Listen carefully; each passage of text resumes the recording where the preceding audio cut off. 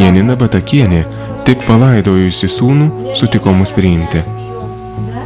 Tremtiniai su anūku ir Marčia dabar gyvena Karagandoje.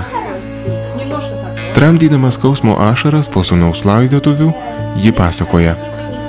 Mūsų name, Balsupių kaime, Marijampolės rajone, slėpėsi partizanai.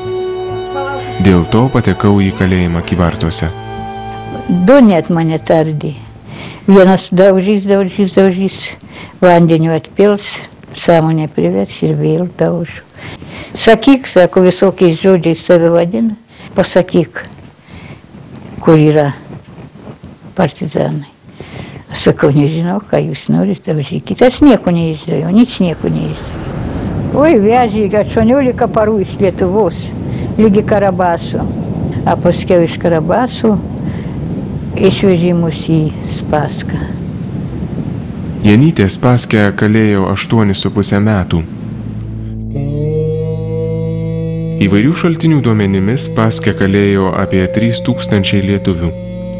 Kasdien mirdavo 10 kalinių, bet bendras skaičius nemažėjo.